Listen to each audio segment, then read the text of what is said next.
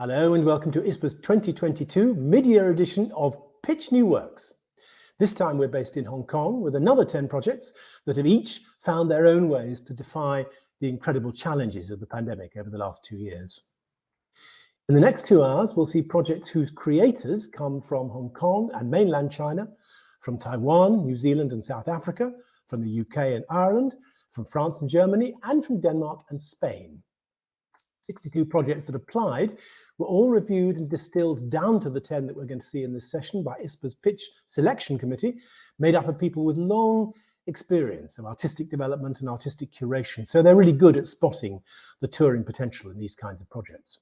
And between them, they also bring very broad experience of different art forms, different cultures, different kinds of audiences all over the world. Many of these projects cut across normal art form boundaries, but 3 of them have got their roots in theatre, 3 of them in dance, 1 of them in opera, and 3 of them are multimedia works. And maybe not surprisingly, several of them have been quite profoundly changed by being made against the swirling, challenging background of the pandemic. If you've been with us for Pitch New Works before, you'll know how it works. Each presenter or pair of presenters has 7 minutes to present. Then we have a 3-minute Q&A. Realistically, we can't do a global, online, all-live Q&A, but most of the presenters are here with us in the chat field, ready to answer your questions, or you can reach out to them after the presentation. All their contact information is in the handout that's being linked from this page. And if you've seen any of the work or presented the artists, you can also use the chat field to add brief comments, especially on how the work connected with audiences. For presenters, it's so valuable to have that first-hand feedback on how audiences have responded to the projects or the artists. So as we go through the projects, do contribute any of that kind of authentic first-hand experience that you can share.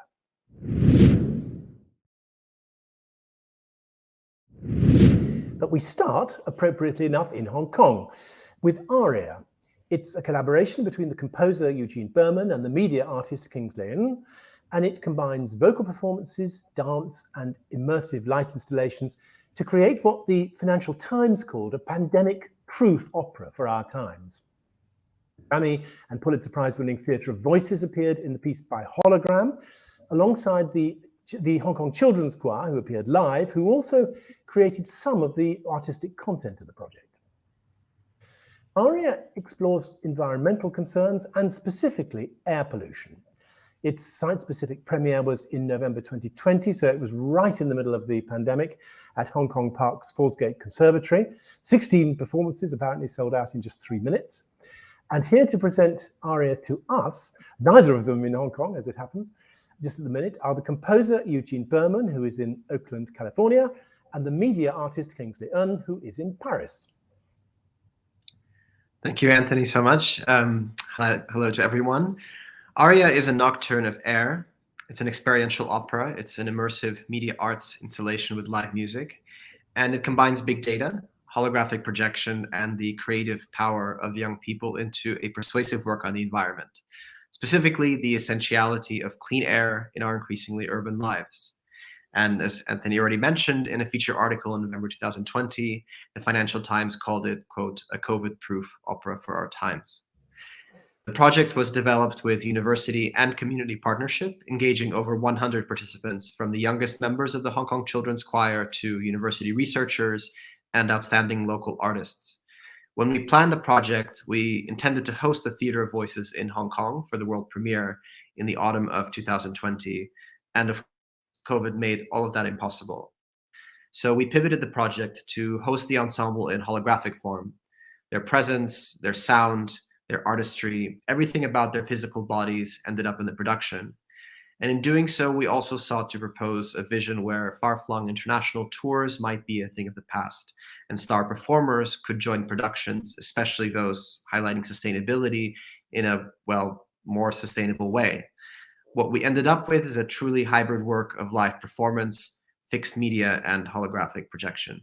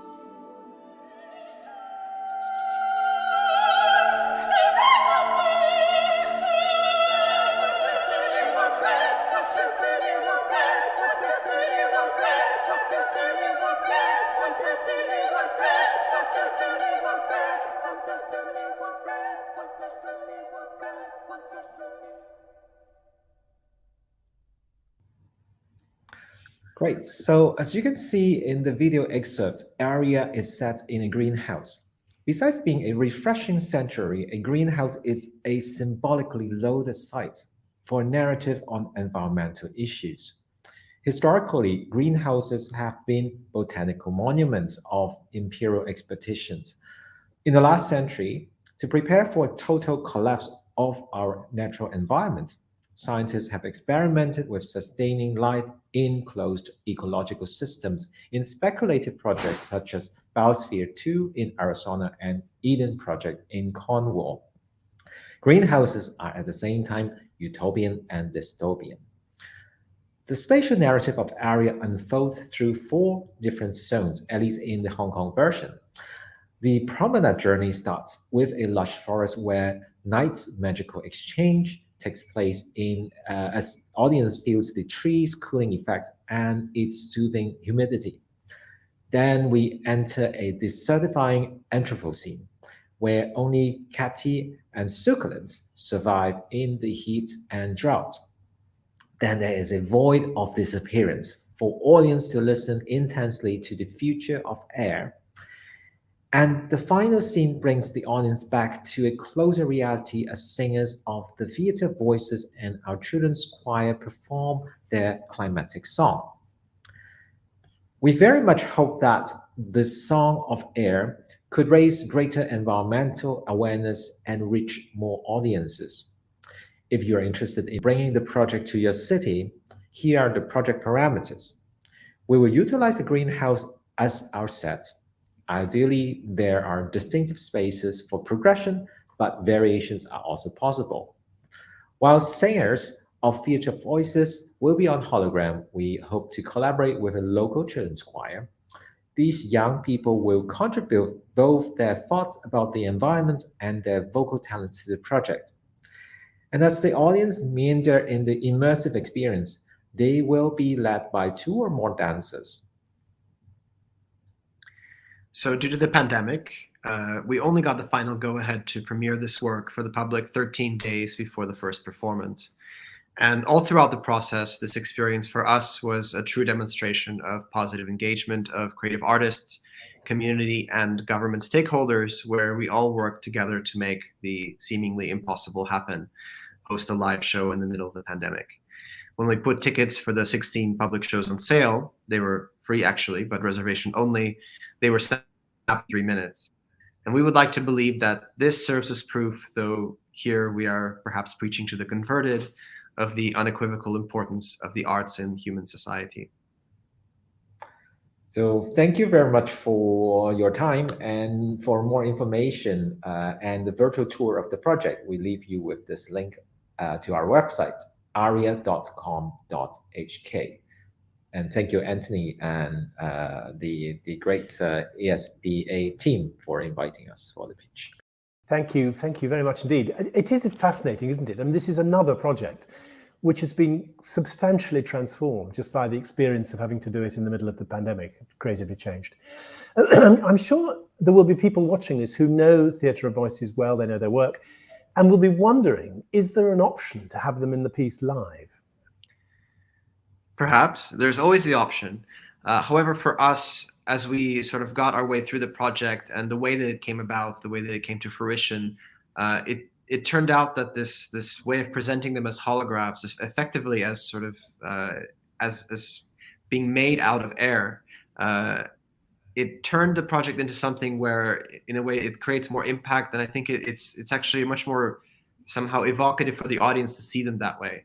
And of course, there's also the environmental aspect of doing a production like this in different parts of the world.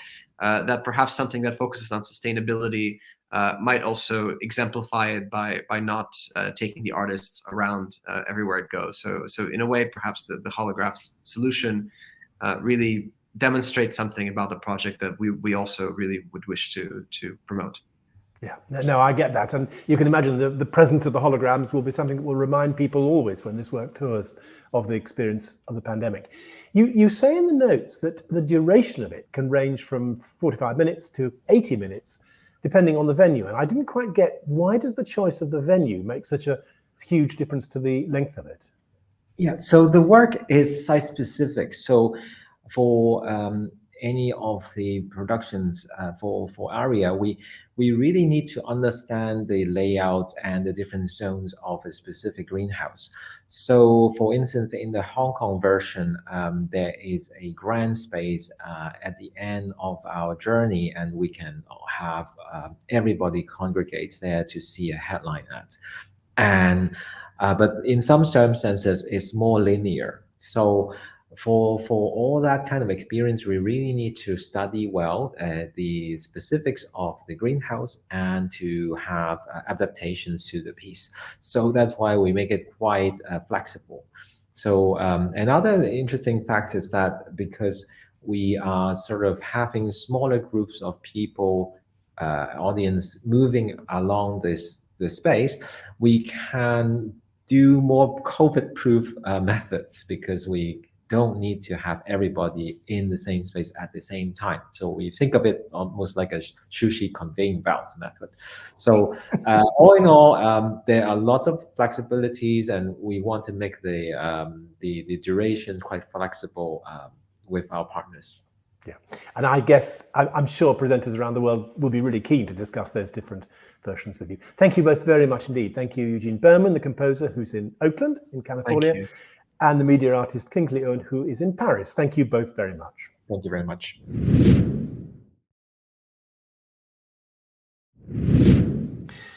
Next, we're in Taiwan for Artificial Hells. It's a theatre work from Shakespeare's Wild Sisters group, the director Babu Liao. And it's the second in a series that they're calling Modern Asian Mythologies, that re-express Western literary classics in the context of today's Asia to develop a kind of new aesthetic language for Asian theatre. First project was based on Homer's Odyssey. This one, Artificial Hells, is based on Dante's Divine Comedy, and it uses the structure of the Divine Comedy to explore in really graphic terms the terrible journeys made by Asian migrant workers forced from their hometowns to work in other countries.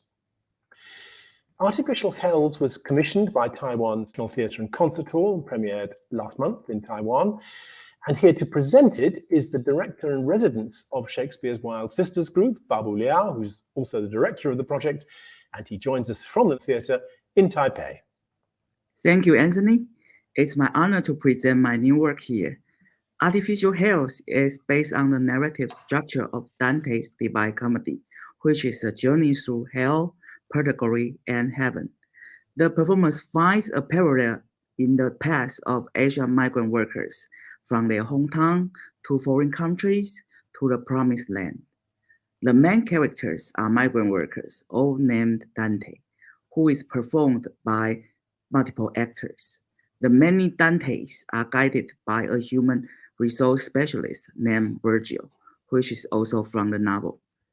The 7 deadly sins have been transformed into 7 holy virtues, forming the structure of the performance and revealing the migrant workers' life and work from different perspectives.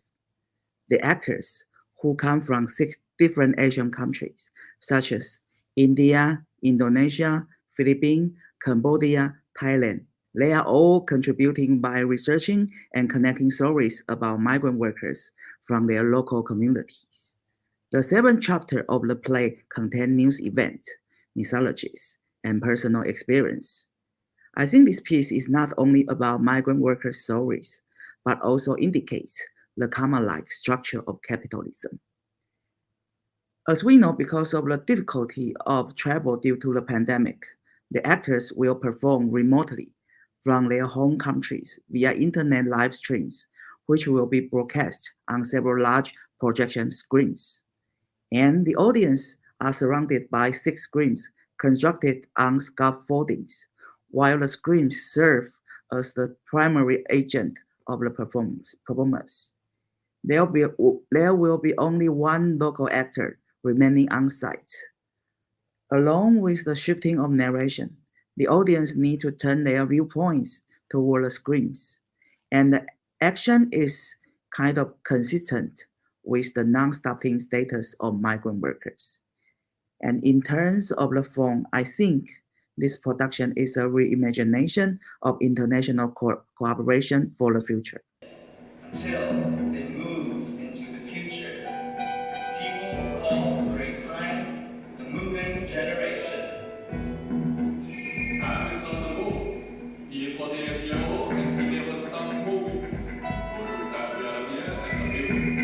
Go to the USA to become a nurse. From here to there, now to the future. This country to that country. Karma is on the move.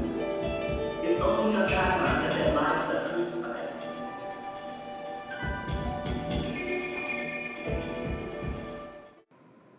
So, it's about your line. I was sitting at my table when I realized that there was a crack in the hardwood floor of my house. I followed this crack and realized that it extended all the way into the kitchen where my maid Marnie was standing. My last Amma just Chow Chow, so I come to your Amma. She planted this spill the last Amma's funeral. Suddenly, I realized there are several Amma in Anna's world. Just like in our world, we have several Anna.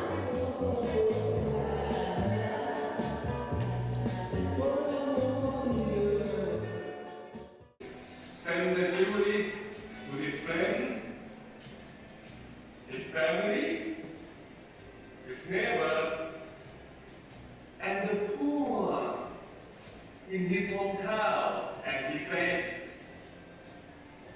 นับจากนี้เป็นต้นไปพวกเจ้าไม่ต้องอาศัยอยู่ที่นี่อีกต่อไปแล้วพวกเจ้าเป็นอิสลาม He was eating her. Her slaps in the face, kicks in the stomach, her head was knocked against the wall. She was beating her and beating her and beating her until she was quiet, no longer moving, no longer breathing. I had to sleep with 150 men to pay off my bill. At that time, I want a free bus. That's the reason I cried the first time I received the money. Afterward, my body is a machine. I produce pleasure. The woman cries. ಅಯ್ಯಯ್ಯಯ್ಯೋ ನನಗೆ ಯಾವುದು ಬೇಡ ನನಗೆ ಯಾವ ಗಂಡಸು ಬೇಡ ಅವ್ರ ಸಹವಾಸ ಬೇಡ ನಾನು ಅವಳು ಸೆಕ್ಸ್ ವರ್ಕರ್ ನನ್ನ ಗಂಡಸಿದ್ದಾಗಿ ಮುಗಿಸ್ಕೊಂಡು ದುರುಗಿಸ್ಕೊಂಡು ಮಾಡಿಸ್ಕೊಂಡು ನನಗೆ ಸಾಕಾಗ್ಬಿಟ್ಟಿದೆ ನನಗೆ ಯಾವುದು ಬೇಡಲೇ ಬೇಡ ನನಗೆ ಬೇಡ ನನಗೆ ಅಸಹ್ಯ ಹೊಳೆ a dirty, dangerous, difficult, distant water. They use the same pots and pans. They use the same toilet in the ocean.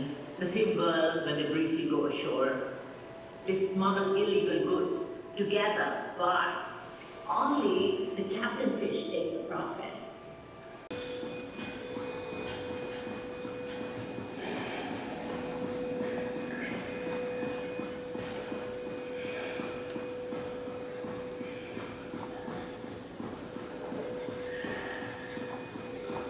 Look at this, man, now again. When you decide to contact you, I can cheat it. I go to the safe. When I come, you will fly. Run away. My God, those are such terrible stories. And it's hard to show that in video, isn't it, Babu? So let me, if I'm seeing it right. So the audience is in the middle and the actors from the 6 Asian countries come to them from screens surrounding them. Is that right? Yes, that is a form that we figure out how we can do so-called live streaming theater work nowadays. So actually the audience will remain on site, but the performers, they will perform remotely. Yeah. And because they will appear on different screens. So actually through the whole show, the audience should have to turn their angle toward different screens. And no assigned seating, I think I've seen? No. No.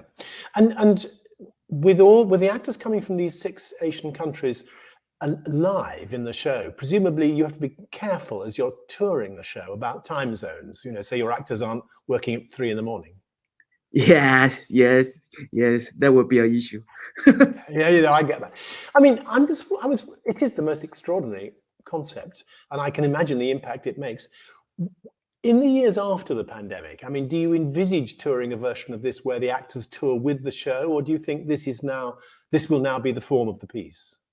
I think that is the form of this piece. Actually, in this piece, we also mention the impact and the influence of the pandemic. Right. Yet another project that's going to be a kind of permanent memorial to these extraordinary 2 years. And you say the space for an audience of 200. And I was thinking for an international tour, if there are people who want to put it in bigger spaces, would you be okay with that? Or is that audience size an artistic decision of yours? I think it's totally okay, but I think we only need to adjust the screens. Yeah, the size of the screens. Yeah, and the 6 actors presumably speak in the languages of their 6 countries. There'll all be subtitles presumably for tours. Sometimes in their own language, but mostly English. Babu Liao, thank you so much for sharing that extraordinary project with us. Babu Liao and Shakespeare's Wild Sisters Group. Thank you very much. Thank you, Anthony.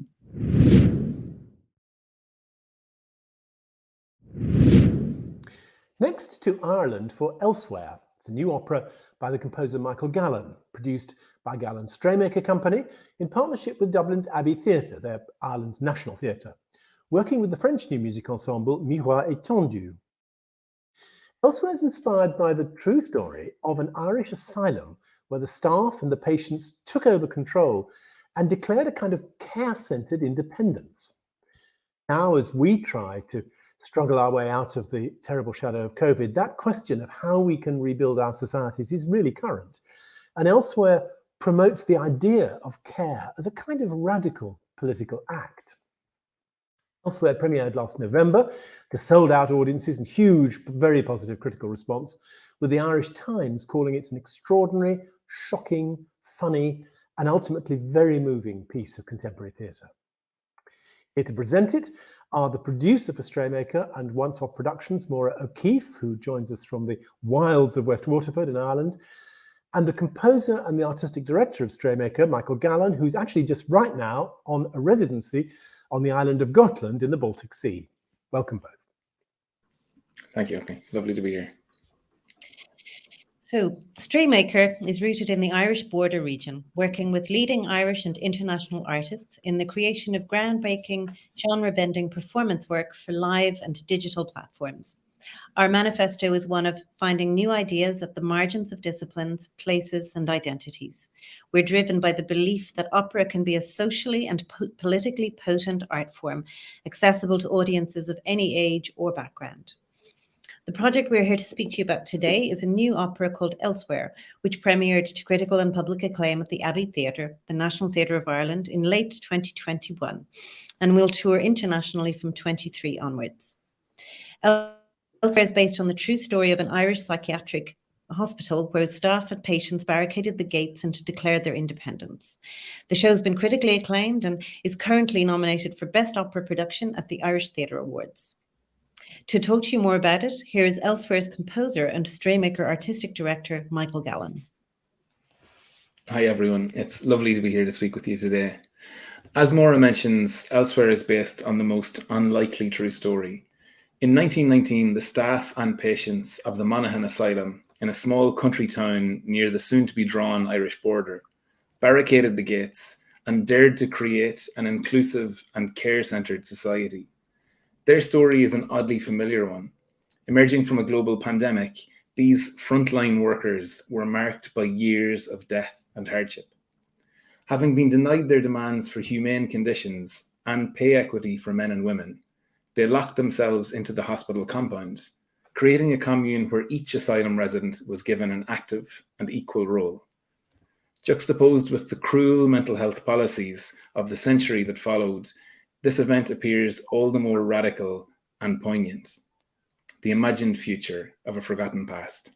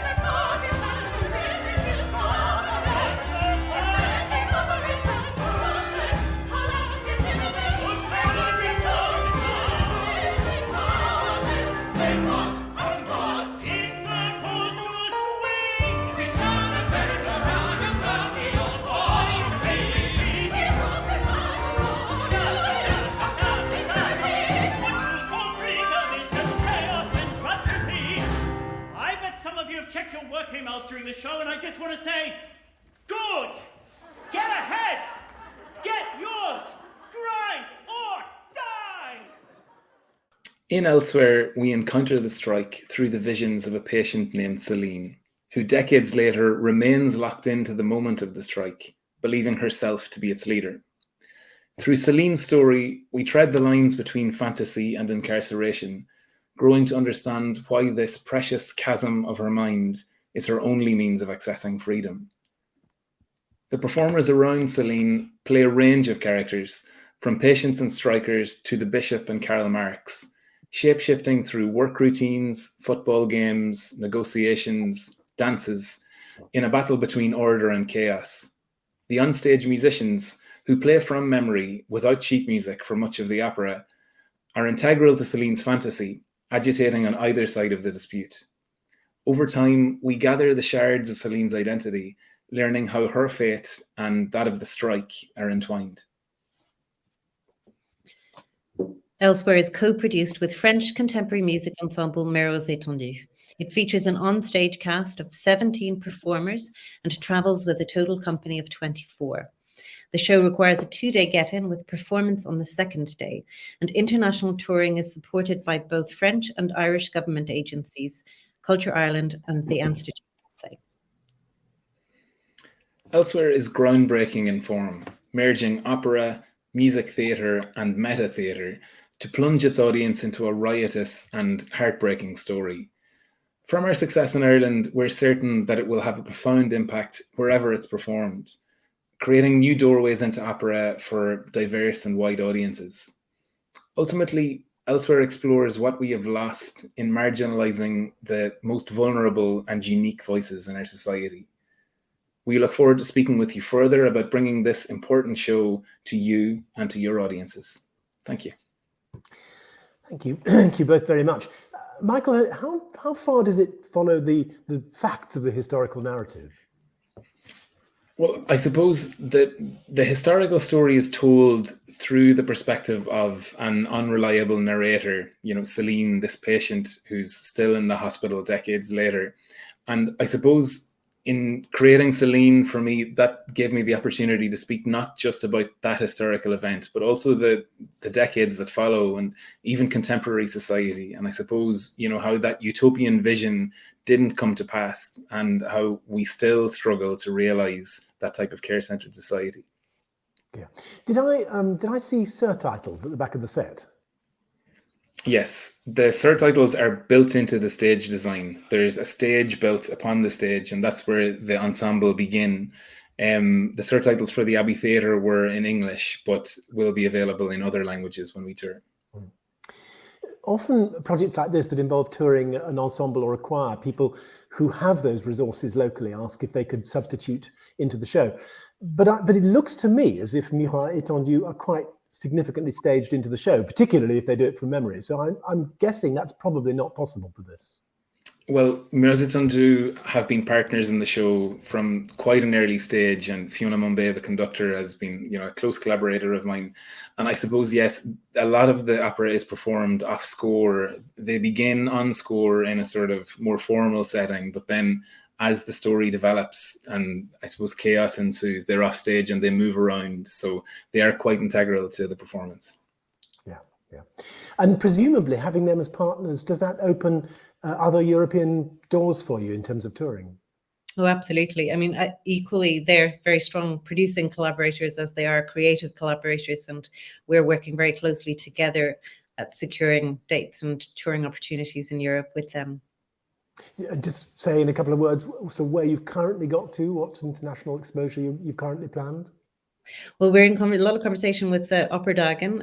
Michael, if you want to speak to that for a moment, and looking at sort of other dates around that in 23. Yeah, I suppose with COVID, a lot of our discussions have been pushed out by a year, but we're hopeful that the tour will begin with Opera Dagen in 2023, and then we'll continue on from there. Great, thank you so much. Maura O'Keeffe and Michael Gallen, thank you both very much. Thank you very much.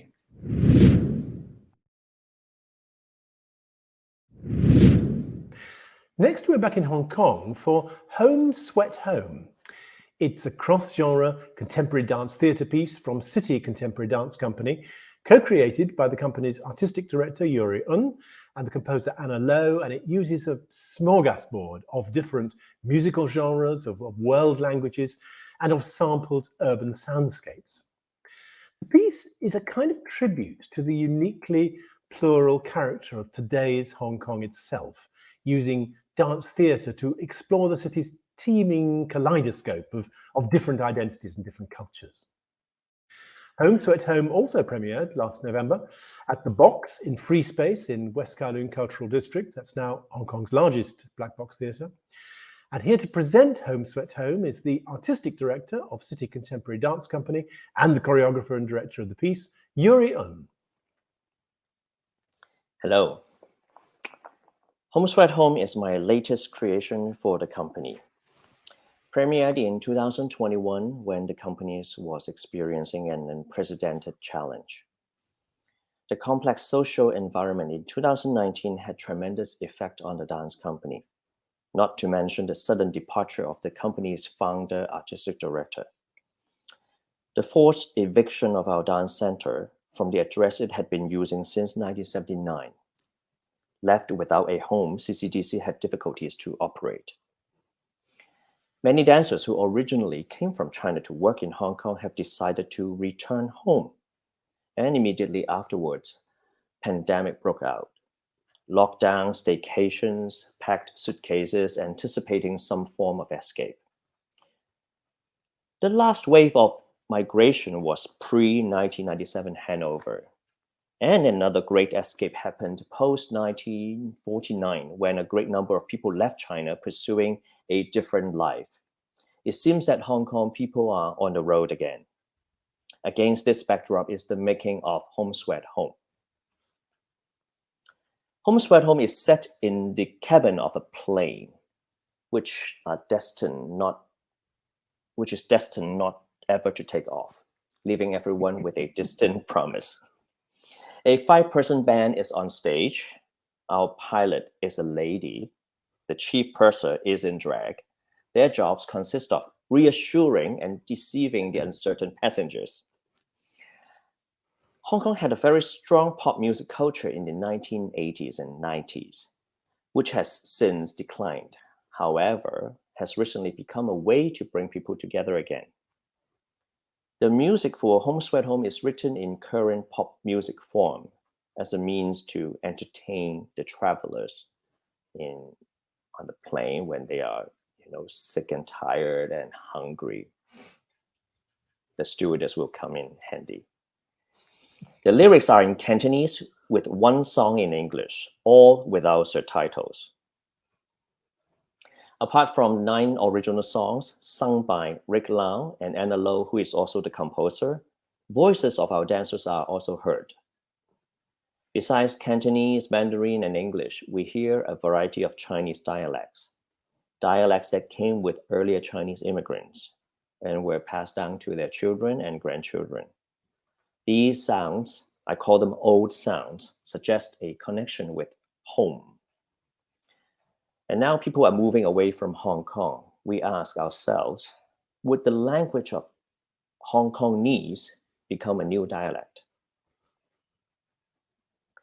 I created Home Sweet Home together with the dancers. We began by sharing stories, particularly the history of the families. Later, we spent much time discussing the future of their dance career, what's in it for them if they stay with this company. And we talk about, of course, the future of Hong Kong.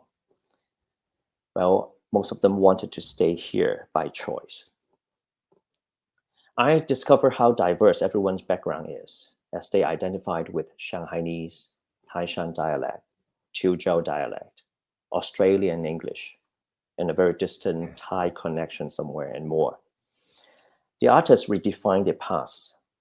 The audience also sees the crackdown of today's social fragmentation in a variety of languages. The process of this co-creation is very crucial. Not only would I like to display their physical skills, but I also want their views on current situations. All these ideas are woven into songs, text, and sound effects. For example, the song One Way Ticket. The lyrics are about the anxiety of people in the current wave of migration. Many are holding a one-way flight ticket with no plans nor hope to return to Hong Kong ever again. So during rehearsals, the dancer and I came up with all kinds of possibilities. We hope to display their desperations, determinations to move onward, but also their reluctance in saying farewell. But also finding comfort in finding a travel mate. Now I would like to draw your attention to our sustainable stage design. My idea is to utilize as much equipment as the venue can provide. I've also reused some sets and props used in past CCDC productions. The white column you see on stage is an exact replica of a column that stood in the middle of our old studio, which is now gone forever with the demolition of the building. Finally, I would like to invite you to join me in watching a video clip of Home Sweet Home.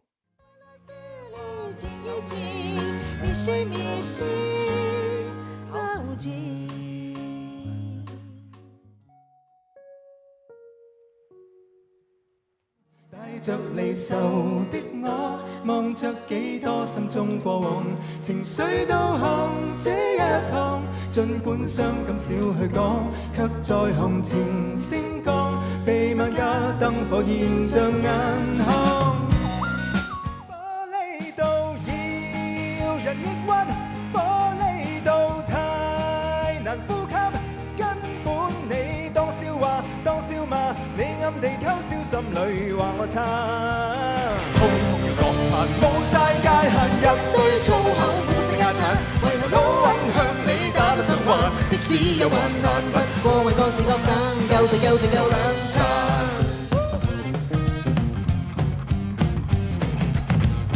人類的曲線浮得貼服自顯有點，在鎂光燈每位望見，個中的纖細頓成焦點。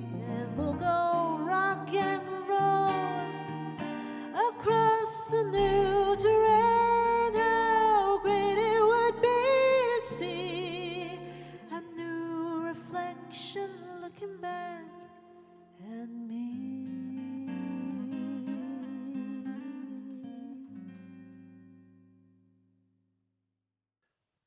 Yuri, that's such an extraordinary work, in so many ways, such a deep work, I think.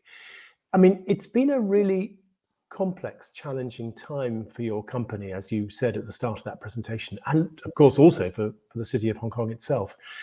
And this is one of your first major projects as the artistic director of the company. Is this indicative of the kind of direction you plan to take the company in, do you think?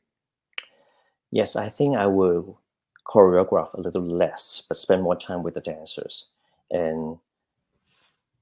or I need to create something with them, on them, and hopefully that I can bring out the best in them, in terms of a dance style, and also I would like people to see who they are, and I think this is very important. A lot of some of the dancers have stayed in the company more than 10 years, so they have a lot to offer. I think they still have a lot to say about the body, about where we are and what we're doing, and so I like to include them in the creative process, and not just finding steps for me, but hopefully I can discuss with them, what I think of a particular subject. And I think you feel that even just seeing that video. I was thinking, watching it, my guess is that the audience you're reaching is much broader than what we call a typical contemporary dance audience. Hopefully, yes. Our diehard fans they are coming to the shows, but I also want to reach out to the younger generation. But what is younger generation? What do they really want? What are their interests? How can they really? What can we do so that they can relate to? So this is my task. One of my tasks. Yeah. To find things that will suit them. Yes. Yeah. I mean, it's interesting. It was obviously made right in the middle of the pandemic, and one or two other things that we're seeing in this pitch session actually were changed in the terms of the work by the experience of being made in the pandemic. Do you think that's been true of Home Sweat Home, or do you think this is how it would have turned out anyway? Well, Hong Kong has always been a place for people to come in and go. I mean, they want to stay, and they want to leave, and so I think this topic will be ever true for residents of Hong Kong. You will see people coming in, they will just find a sense of belonging, and whether Hong Kong is their home. I think we'll ask this question years from now on, I think. Yuri, thank you so much for sharing that with us at the start of your journey as the new artistic director of the City Contemporary Dance Company. Thank you so much, and all the very best for the future. Thank you.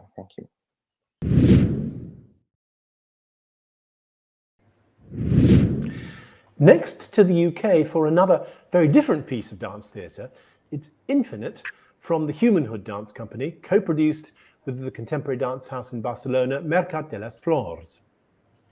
Humanhood are actually based between Barcelona and Birmingham in England. They make indoor and outdoor work that takes its inspiration from Eastern physical and spiritual approaches, things like Tai Chi and yoga, And they call Infinite a dance theatre meditation. It sets out to offer audiences a journey that merges the dance that we see on stage with a sense of internal awareness and interconnectedness.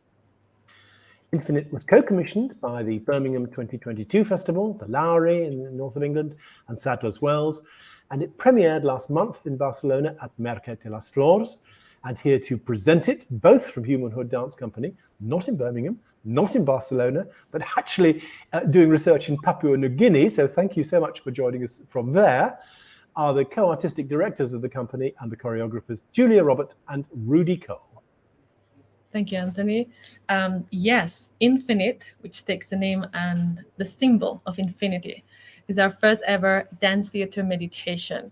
And why we call it like this, because it's the first work in which explicitly we guide the audience through a journey both within and without.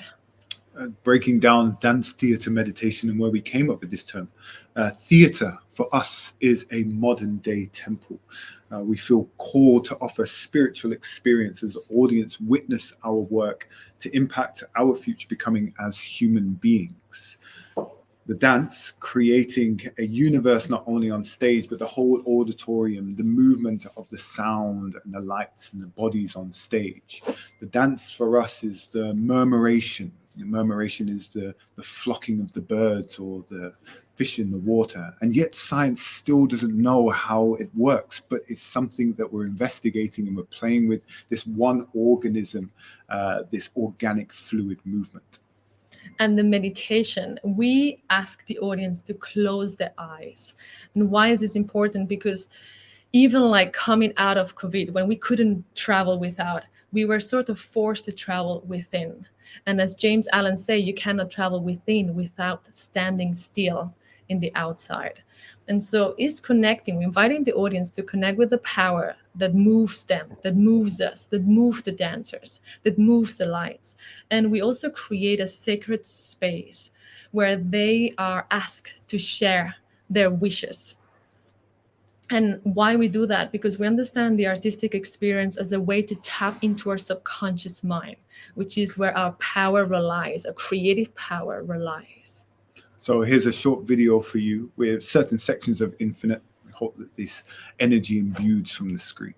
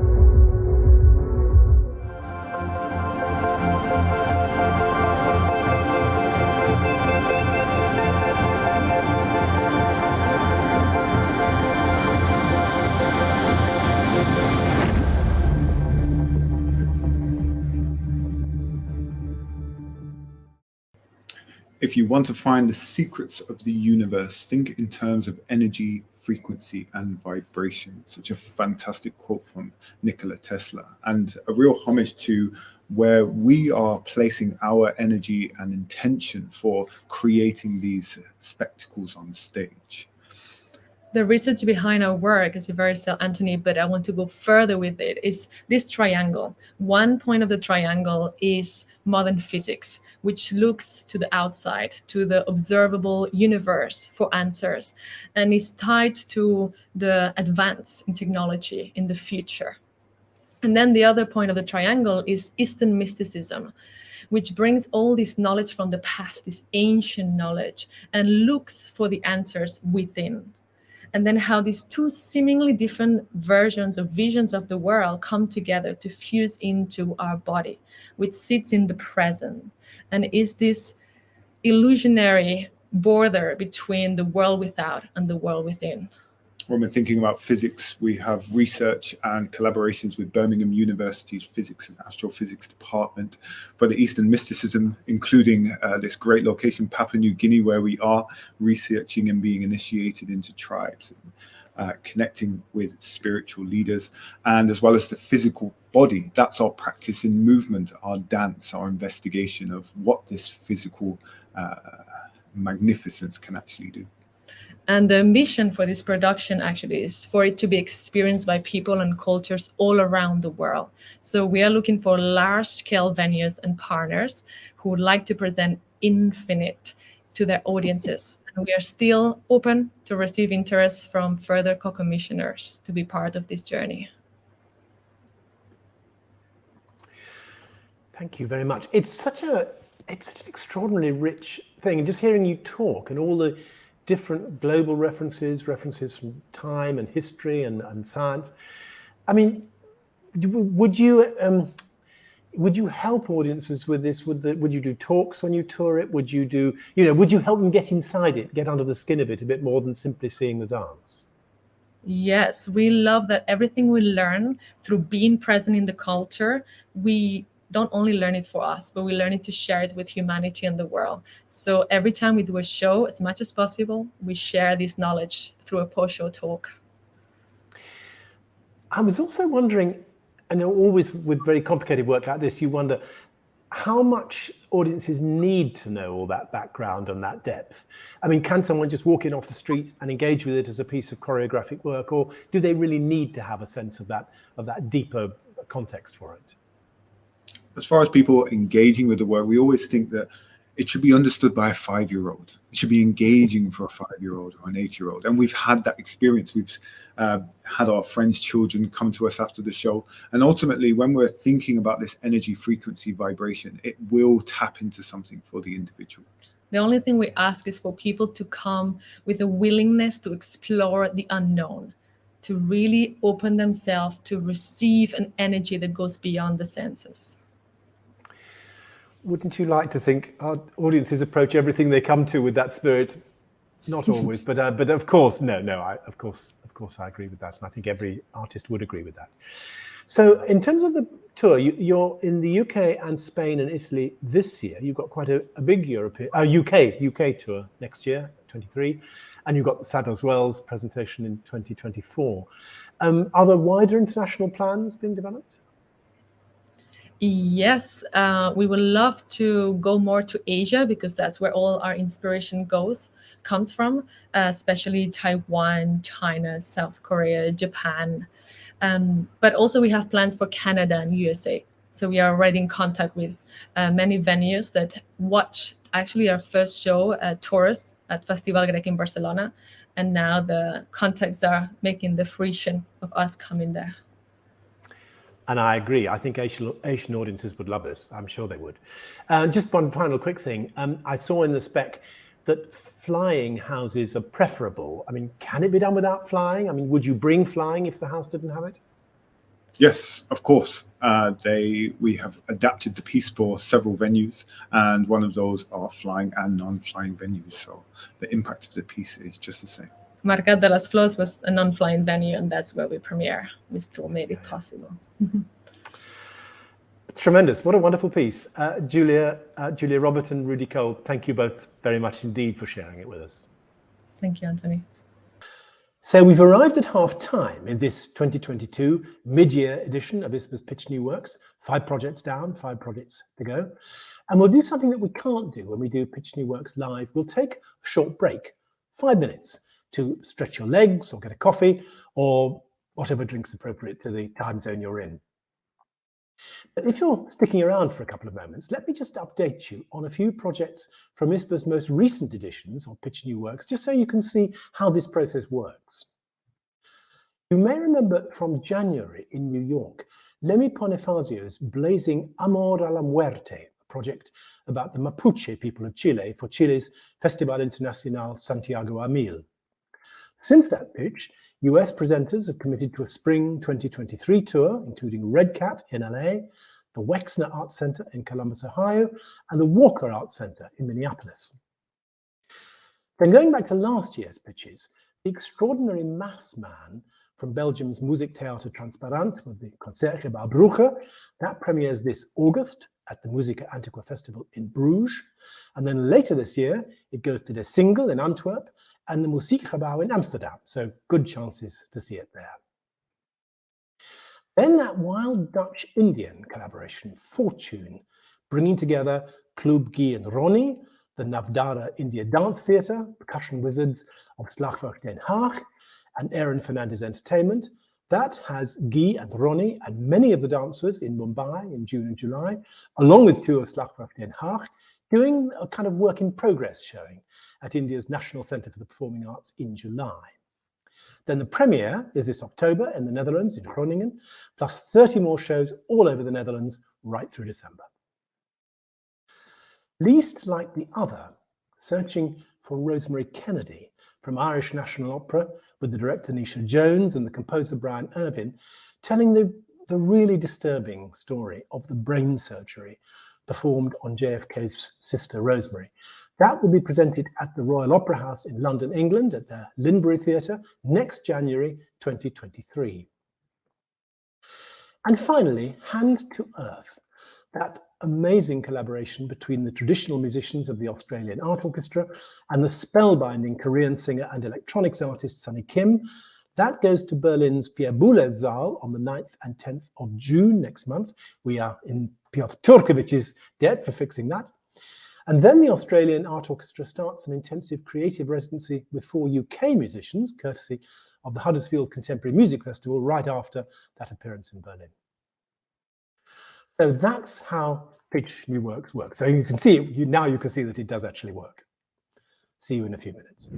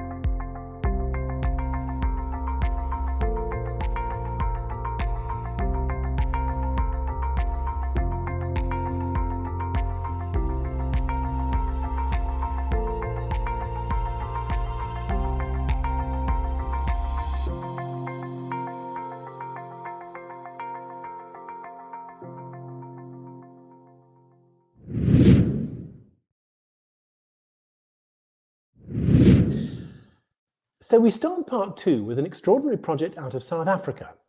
It's an international theatre co-production involving Cape Town's Baxter Theatre Centre, the Handspring Puppet Company, Düsseldorfer Schauspielhaus, the Théâtre der Welt 2021, and Le Théâtre de la Vie de Luxembourg.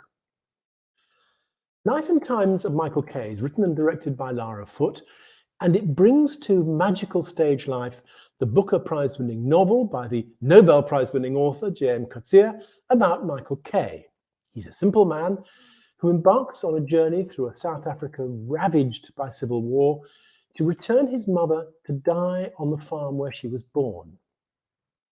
It's reimagined for the stage by Basil Jones and Adrian Kohler, the founders of the legendary Handspring Puppet Company, made an extraordinary contribution to Warhorse. And it premiered last year via live stream from the Baxter Theatre Centre as the opening of last June's Théâtre der Welt festival. That edition was in Düsseldorf, that's the festival. Théâtre der Welt is the German theatre festival that rotates around German cities, different city each year.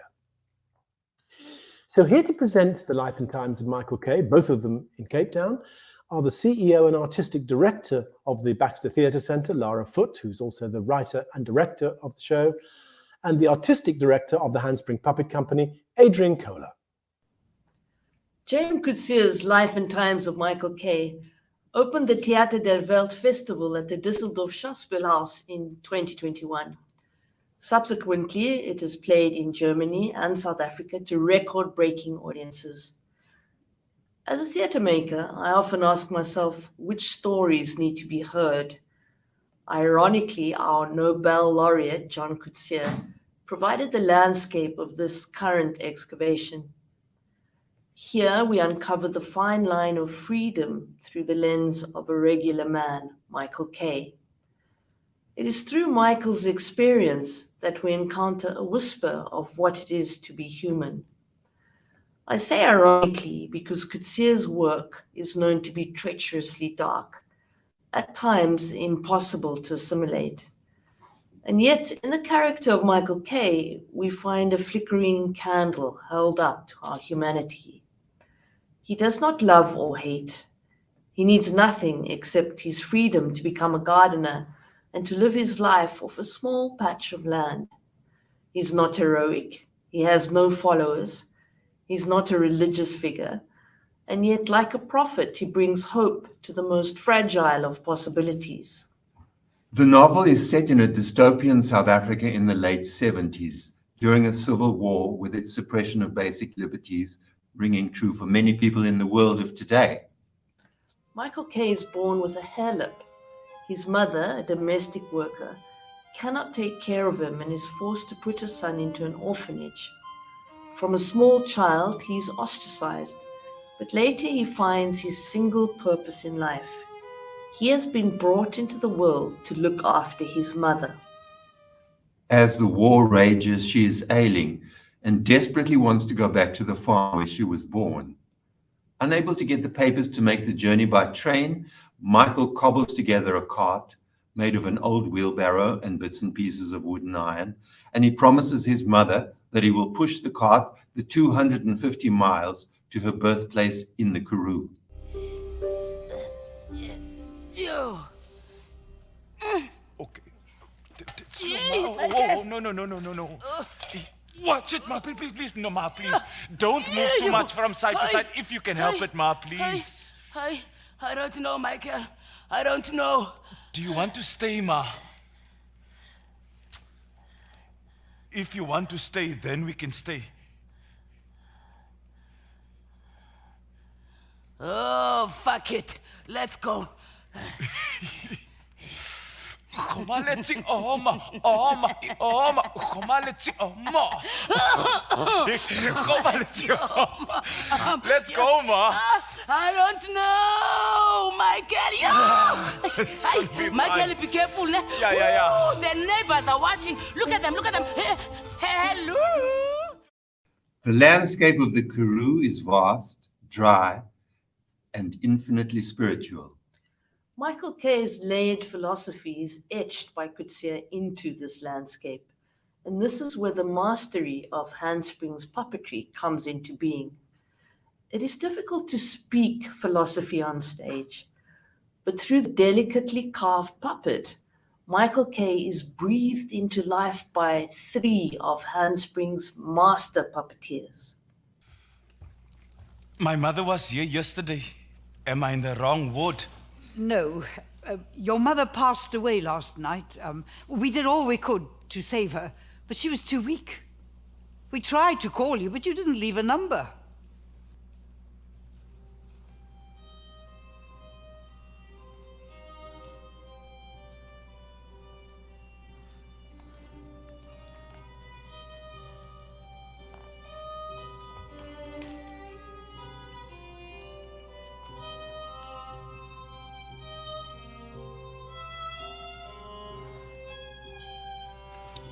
Do you want to make a phone call?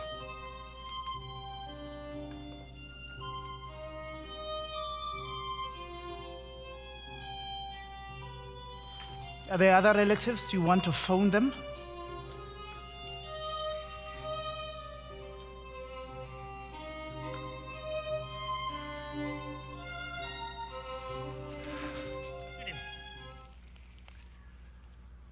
He seems almost pleased, eh?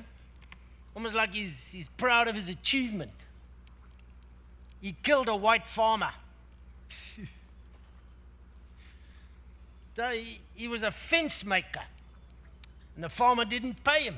Week 1, no pay. Week 2, no pay. Week 3, no pay. So he killed the farmer. Now he's been arrested. If the farmer had just paid him for the fence. Laura deliberately chose to have the 2 main characters, Michael and his mother, portrayed by puppets.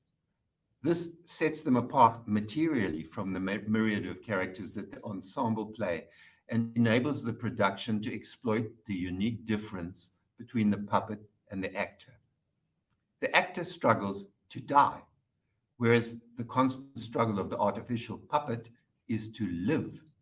In this context, the puppets are other, light, almost invisible to the actors, enabling them to slip through the cracks of the turmoil around them. I also chose to add film to the production so we, the observers, get a sense of the scale of Michael's journey and see the puppet in a real landscape as he deals with the challenging elements of the desert. The film further enables the audience to see Adrian's extraordinary puppets in close-up, drawing us deeper into Michael's soul.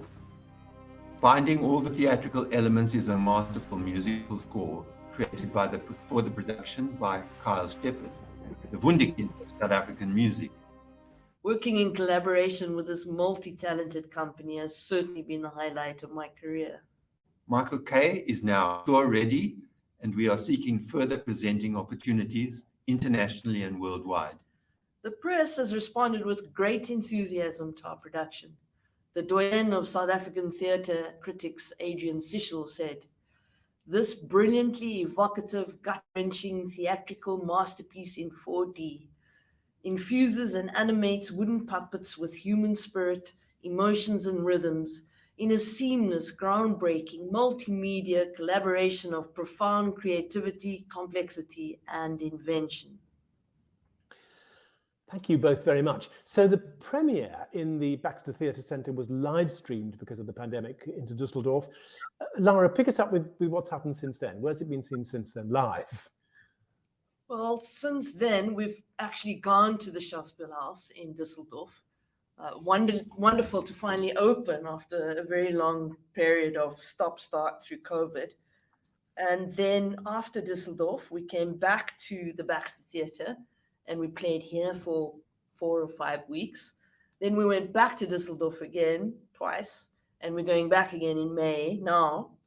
And we'll also go to Luxembourg in May. It looks, in a strange way, it looks epic as a narrative, but it also looks very intimate. And I was wondering, what kind of size space do you think suits it best? Well, we have played here at the Baxter, which is about a 700-seater, and we've played in the Dusseldorf Schauspielhaus, which is bigger than that. And there hasn't been a sightline problem or a visibility problem.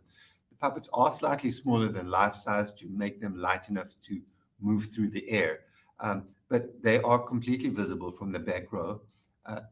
The set itself is a facade of a building, which becomes a flat screen for the video projections, the film projections, and on those projections there are life-size or huge size enlargements of the puppets. So it's not a problem. You know, the puppets are seen to their full advantage through the show, both with the movement of the sweep of the movement across the stage and with these close-ups. Yeah. It also, I mean, just from the video, it looks a very complex show. Load-in times, rehearsal times in the space? 3 days load-in, possibly shorter if we're at a festival, but we're pretty well oiled now. We've got a good crew and we can do it relatively quickly. And I wondered, it's in a way it's such a universal story, but are there particular places and audiences you think it would speak to particularly? So interesting, because when our creative directors from Düsseldorf came to watch it in South Africa, Wilfried Schulz made a comment and he said, you know, in Germany it's a really important story and the audience listens very, very hard in terms of how it reflects the world today. But in South Africa, it is your story. And so the audience listens differently. So I think it's going to speak really to everyone in the world right now because of what's happening in our insane world. And it feels in all kinds of ways you couldn't have foreseen so timely. Thank you both very much. Lara Foote, Adrian Kohler, thank you both very much indeed. Thank you. Thank you.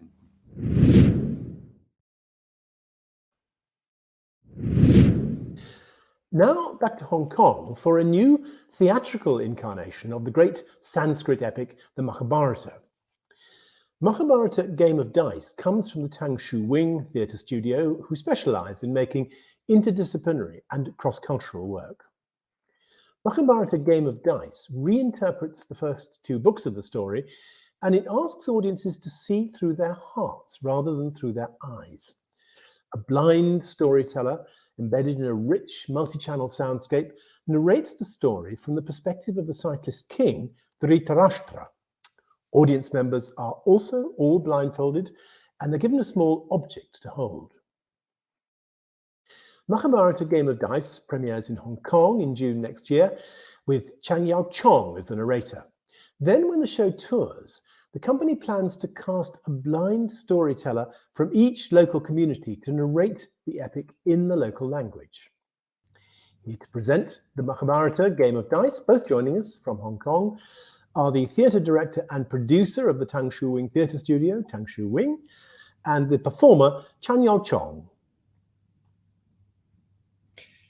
The story is about a war between the two cousins, Kauravas and the Pandavas. It hinges on the notion of dharma, natural duty, or the right thing to do. Every character in the story fails to realize his or her dharma for various reasons. It's a mirror of our own world. My interest in the senses comes from my parents. My 90-year-old mother has got her right eye almost blind since she was 6. And my father found himself very hard hearing for the last 25 years of his life. Non-verbal physical work turns out to be a prominent feature of my theatrical expression. My all-female non-verbal King Lear, created in 2021, is an example.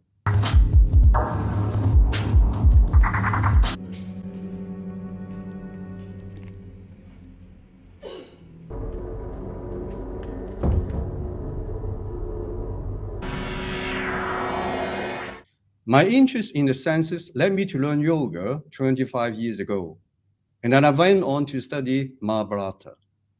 I went to the Everest Base Camp in 2019 when I decided to stage Mahabharata. In the far end of the photo is Mount Everest, and in the epic itself, Himalayas has been mentioned at least twice.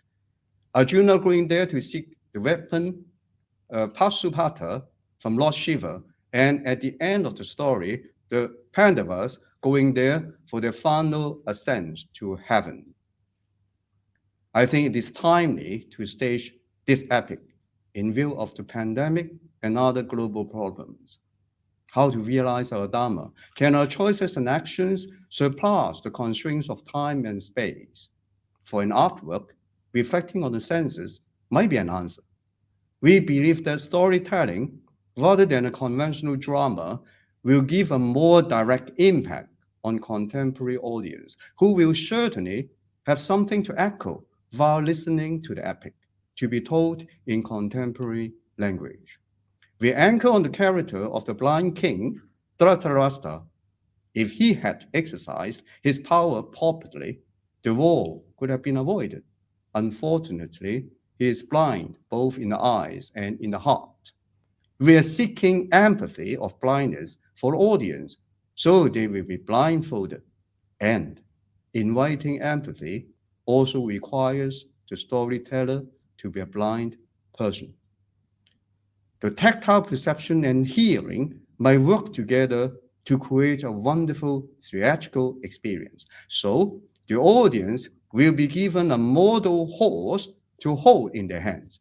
This object is a symbol of war and can evoke different memories and associations. However, it shall only be given to them after they are blindfolded, so that they will not know beforehand what they are going to hold on. A pre-recorded multi-channel soundscape will be employed to generate an immersive experience when the story is being told. When we tour the working city, we shall invite a blind storyteller from that city to narrate the story in their own language so as to bring out the element of cross-cultural collaboration and inclusiveness, and to get around possible obstacles created by the pandemic. We hope that the audience will become a bit more meditative and introspective when they regain normal vision, because these two qualities are something that we urgently need to make our world more peaceful in the long run. Our aesthetics is audio rather than visual, so that our current preoccupation is on the audio. I shall now show you a short demonstration on a possible soundscape in conjunction with the oral narration to be used in the actual performance. Our composer, Leon Cole, found it fit to employ musical instruments from vastly different countries to reflect the span of the epic. The Fujairah flute from Slovakia, with its historical background of defiance, is used to create solitude and inner soul searching. The music abruptly changes to electronic digital music when the situation calls for it. The musical complexity reflects our human nature. I would invite you to close your eyes when the music begins until the end of the oral narration. The punishment is upcoming, said Dhritarashtra. A terrible future is awaiting us. Is it what they call fate? When the gods want to fail someone, they first make him mad, so that he cannot make the right decision.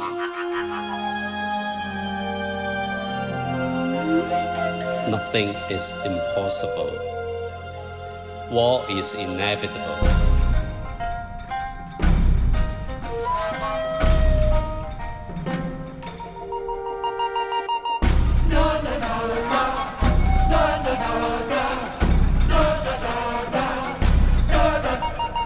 Why am I also blind in my heart?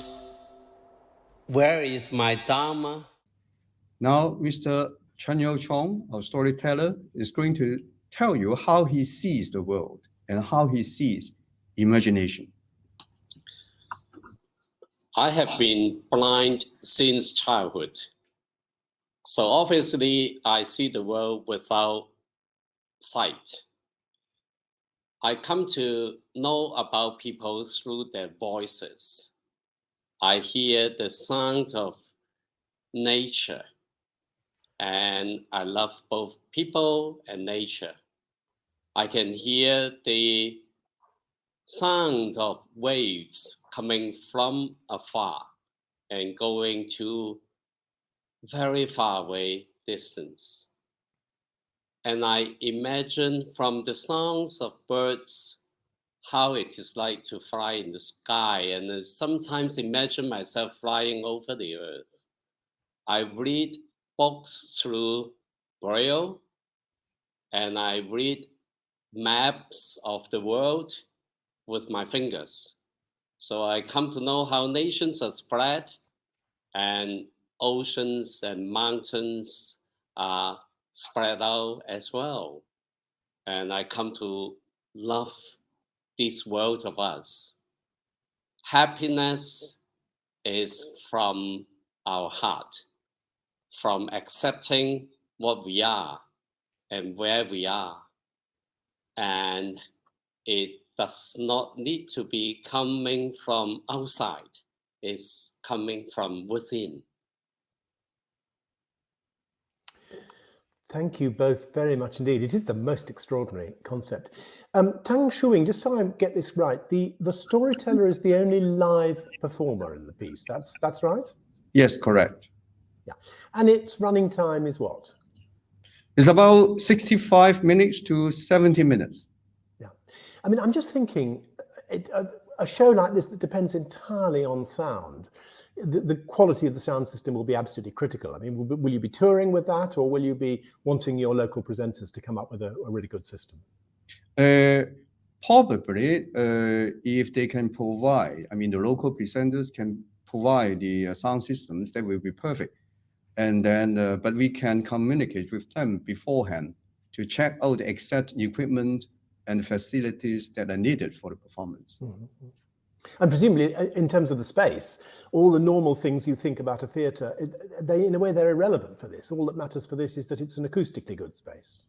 Yes, because the premiere space, I mean, the theatre that we are going to do a premiere is a modifiable black box. Yeah. So we are still checking whether we should do something unusual in terms of the sitting of the audience. Yeah. That could be modified a lot. Which makes a lot of sense. And so this is in development, and it'll premiere in Hong Kong in June 23. And I wondered, are there still room for co-commissioners to come in? Because I can really imagine people around the world involved in cultural work amongst the blind community who would be really interested to be co-producers of this extraordinary Yes, of course. The first thing that we would like to seek is international premiere presenters and also organizations for the welfare of blind people, because that is something that is crucial for the work. So, but for the premiere, that is already commissioned by the Leisure and Cultural Services Department. But of course, I think if we can find other co-sponsors or co-presenters of the Hong Kong premiere, you are welcome. That's tremendous. Look, Tang Shuing and Chan Yao Chong, thank you both for that extraordinary presentation of an extraordinary project. Thank you both very much. Thank you very much. Thank you. Thank you.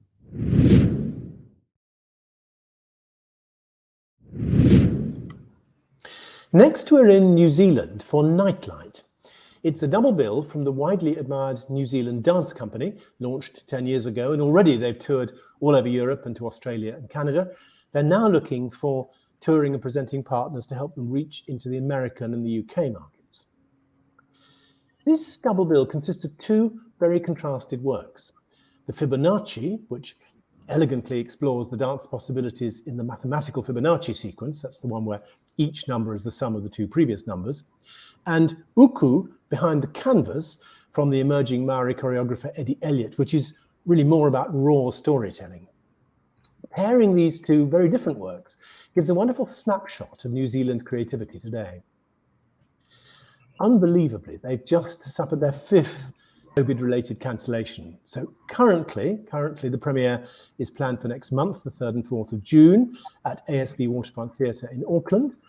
And here to present Nightlight from New Zealand Dance Company are the company's co-artistic director, Tor Columbus, who joins us from Auckland, and their executive creative director, who's in Amsterdam, Janine Dijkmeyer.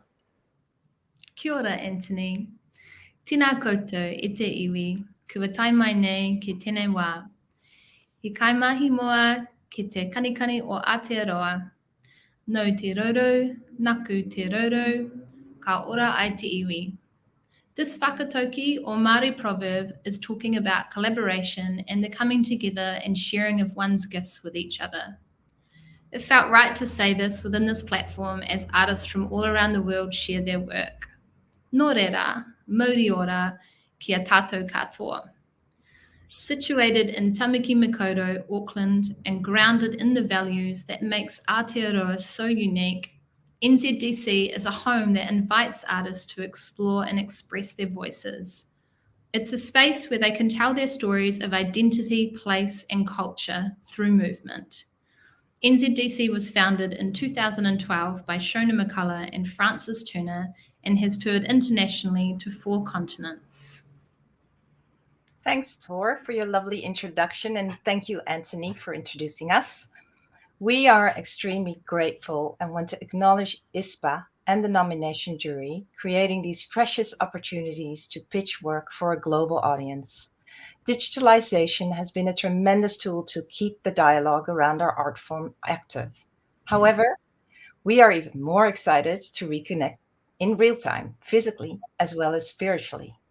When I arrived in Aotearoa beginning 2020, I was blown away by the energy and the spirits of the dancers and choreographers.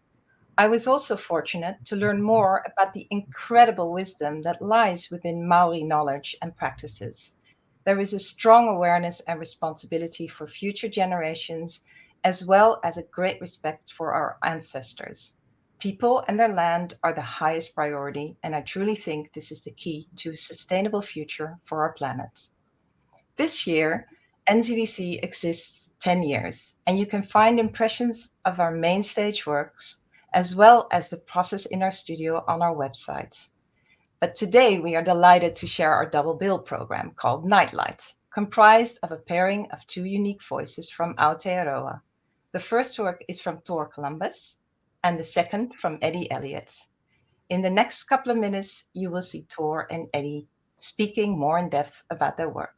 Fibonacci is a dance that's inspired by the ancient mathematical sequence. We use the first 7 numbers within this sequence and repeat them. They created a pattern which was amalgamated and repeated and became almost like a meditation throughout the dance. It gave the choreographic language and sense of rising and falling along with expansion and contraction through the work. So this rhythmical or cyclic quality is also expressed through the lighting design, which was created by Jo Kilgar. She started with a single light source in the space, which grew and expanded and opened and made the space feel really massive, and then narrowed in and drew it back down again to that single light source. I really love this because to me it represented sort of the cycle of nature, or the cycle that exists within life. The numbers of the Fibonacci sequence are also integrated into the sound design by Rowan Pierce. He used them as accents or also time signatures, which were spread throughout the 3 tracks he created. When we were creating the Fibonacci, we had many discussions about the fascinating way in which this sequence presented within art, architecture, music design, or the most interesting thing was about how it existed within the natural world. And it became apparent to us that the sequence represented through the micro and the macro lens, and that somehow we were all intrinsically linked. And I loved that and wanted to share and capture that in this creation. Ha tēnā koutou katoa, a ko iri tōku ingoa, he uri tēnei no Waikato me Ngāti Maniapoto. Tēnei te mihi kia koutou katoa. Hello, my name's Eddie, and I am the choreographer of Uku Behind the Canvas. So Uku Behind the Canvas is about struggle, power, strength, and vulnerability, or more specifically, the strength within the struggle and the power of vulnerability. It's about human connection created through despair and being exposed. I'm drawing from Māori mythology and Te Ao Māori, and a feature in my work is a story of Hineahuone. And Hineahuone is the first human that was formed out of clay by Tāne Mahuta, who was the god of the forest. Uku or clay is an active component in the set as it slowly paints the stage and the dancers over the duration of the work. So Uku Behind the Canvas pulls from some of my personal experiences as a young Māori boy growing up.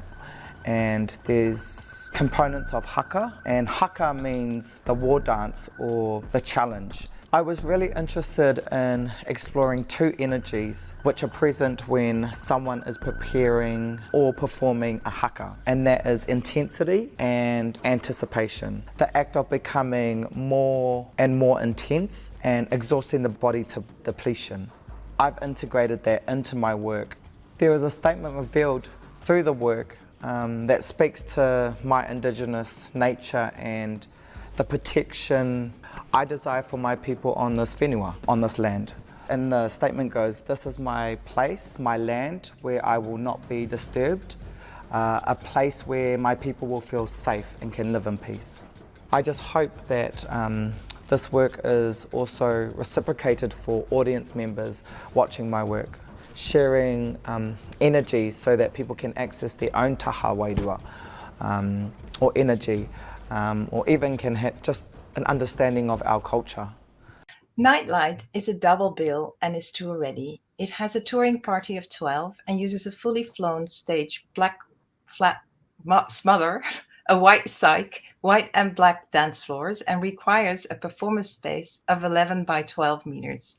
We are looking for presenters and international touring opportunities from beginning 2023 onwards, and look forward to share these stories with your audiences and communities.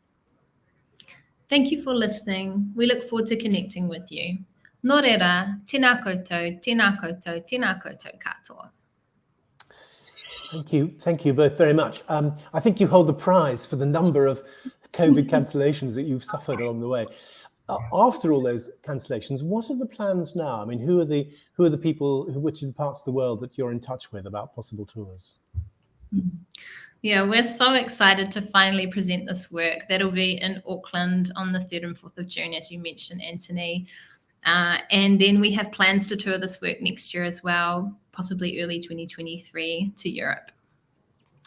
It's got, I mean, just looking at your videos and seeing other things of yours, the work has got such rich roots in your history and culture. And I wondered, are there particular communities or countries around the world that you think would particularly relate to your work?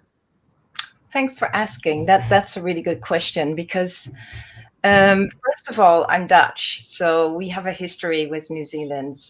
Abel Tasman tried to kind of take the land, and he named it, and then he was kind of probably sent away. But anyway, there's a lot of I would almost say payback. So we're having already a relationship with the Holland Dance Festival. We came there twice, in 2014 and 2016, which Shona had built on. So we're coming back into 2024. Then we will also go to Canada, because we're sharing Indigenous work together. And we are in negotiation with China as well as Taiwan. And personally, I think it would be great if we can go to Scandinavia to see. So, yeah. No, those all feel really good places to me, just looking at your work. Always a thing about rehearsal footage that you see shot in a studio is trying to imagine what kind of theatre it should be in. I mean, what sort of size of venue are you thinking of for this work? Yeah, so we're hoping for audiences around 500 and above. So yeah, it's really beautiful, I think, to have a large crowd to feed off the energy of the work and to respond to it. Yeah. And the other thing I wondered is, particularly if festival promoters are bringing you a long way, I'm wondering how much repertoire you carry at any one time, because I can imagine a festival director wanting to invite you, but would love to have you do more than just one project. Yeah, that's wonderful to ask. We have many works that are available in our repertoire, and I think, Janine, you mentioned that before. There's access to these works on our website. We also have a work that is site-specific that we currently perform in museums, and we're creating a new work this year as well for theatres by Joe Lloyd, an Australian choreographer. So yeah, there are an abundance of works that can sit within like double or triple bill programs, but then also full-length works that we have to share. Tremendous. Reach out to them to learn more. Thank you both so much, Tor Columbus and Janine Dijkmeyer. Thank you both very much indeed. Thank you. Thank you, Anthony.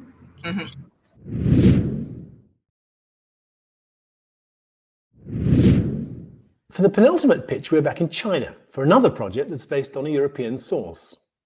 Oedipus Tyrannus is a new UA opera version of the Oedipus Rex story. It uses an all-female cast led by the great Chinese opera star Ma Weitao, who plays the part of Oedipus. The project reinvents both the Oedipus story and also the traditional language of Chinese UA opera. Oedipus Tyrannus is another project which last August premiered online due to the pandemic, and then a month later it was staged outdoors at the World Heritage Site of the Liangzhu Ancient City of Ruins.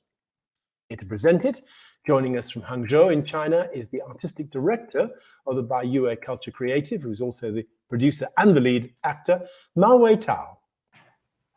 越剧这个剧种呢，在中国是非常有影响力的。它的一个特点就是全女班，以女子越剧为主体。如果我们对照京剧的话，以梅兰芳先生的这个男性演女性，正好我们是女性演男性，所以在中国传统戏剧当中叫乾旦坤生。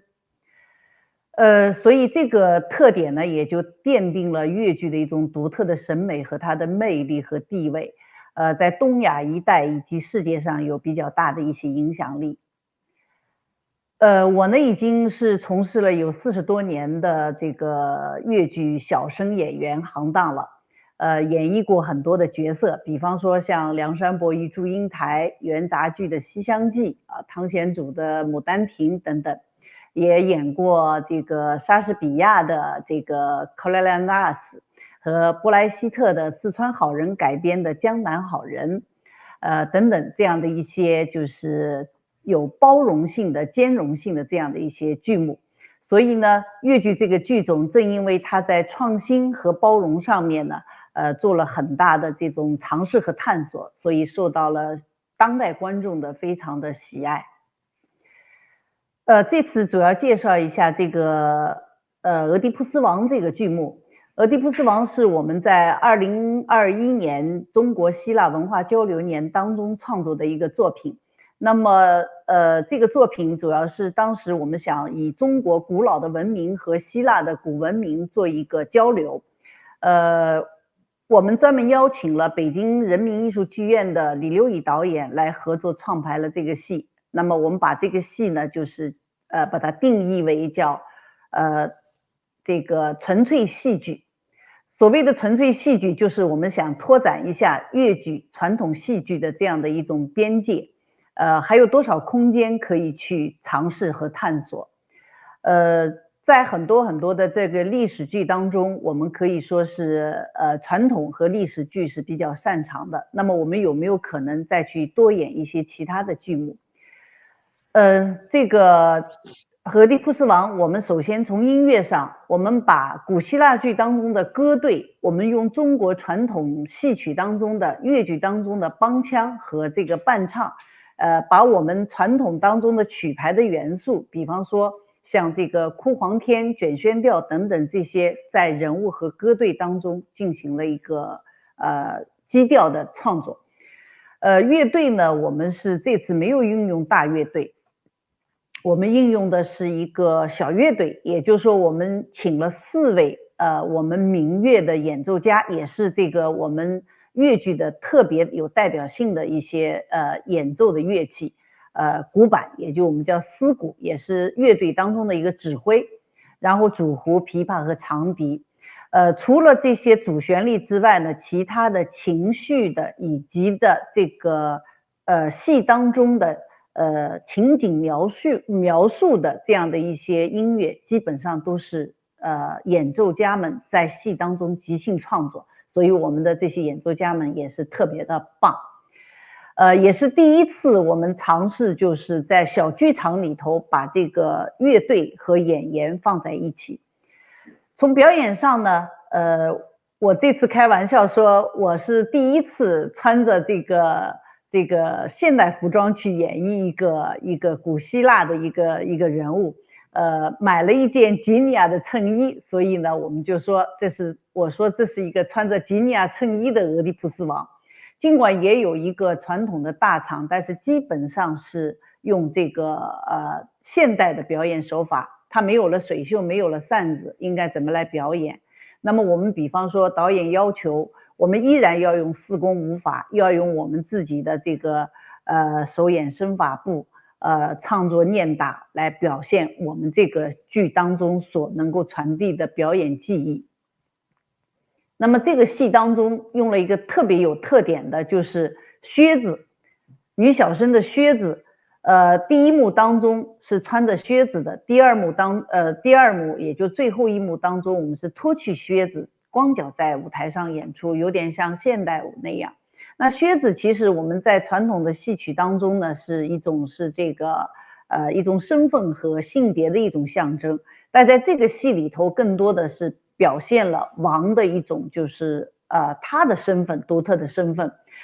当他就是无法逃脱这个自己的杀父娶母的命运，挖去眼睛，他脱去靴子，然后光脚在舞台上表演，来表达俄狄浦斯王内心的迷茫、困惑、悲悯和救赎。穿着靴子的时候，它是一种权力和地位，一种命运的一种象征。所以这双靴子在传统戏曲当中，它更富有了一种新的现代的审美。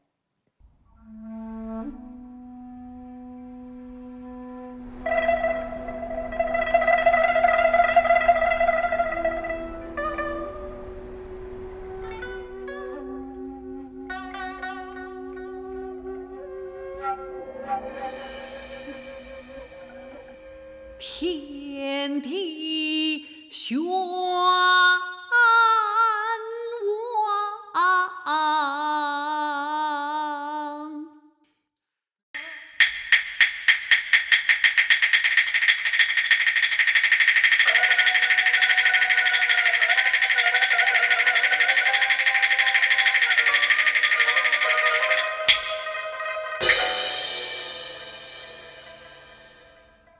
命途中真相见。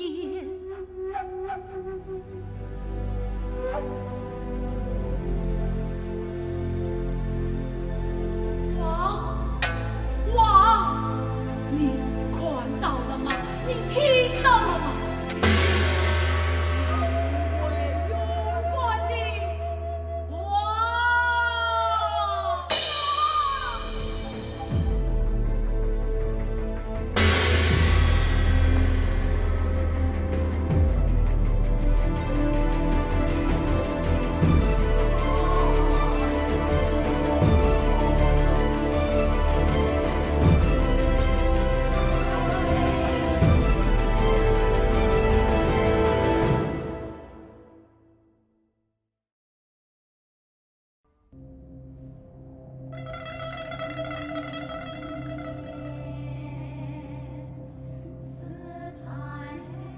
不，我的命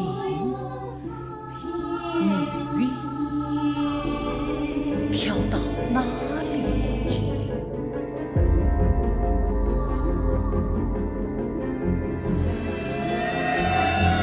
我该死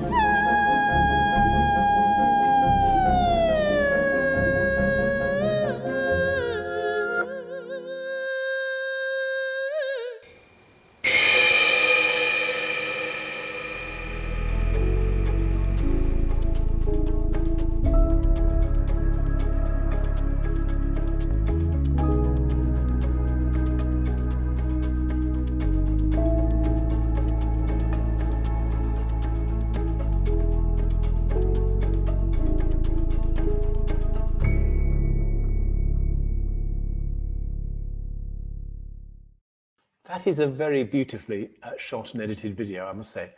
So you have two versions of this now. You have an indoor version and an outdoor version. Which one do you think works best? I mean, which is the one that you'd prefer to tour? 两个版本我都非常喜欢。室内的话呢，它有一种神秘感，它可以把希腊大悲剧的这种力量充分的展现出来，非常充满了神秘感。梁祝的这个古祭台上的这个版本呢，它是一个非常有神秘感的，同时又有一种大自然的力量的，可以接通天地之神灵，所以我2个版本都非常的喜欢，我无法取舍。所以我说这个戏是没有空间的限制，它可以在室内，也可以在室外，在大剧场，在黑匣子，在美术馆，在博物馆，在任何空间都可以演出。So this is roughly a 1-hour version, and you're talking about developing a larger version, a 2-hour version, potentially for larger theatres. Can you say a little bit more about how the 2-hour version will be different from the 1-hour version, and when the 2-hour version will be ready? 我们现在这个第一个版本的话，这个1个小时的时间呢，只是排了1幕和最后1幕。那么对不熟悉这个故事，这个剧情的话，可能观看当中会有一点点一点不理解。那么全剧排出来肯定会更加有力量。非常期待着能够早一点能够把这个2个小时的全剧的版本，它的故事性的连贯，它对人物的这种解释，以及我们自己的表演、声腔、音乐都能充分的表达出来。这个版本争取在今年年底到明年吧，希望疫情早点能过去，最晚我相信明年一定能排出来了。Well, we wish you all the very, very best with those plans. Ma Wei Tao in Hangzhou, thank you very much indeed.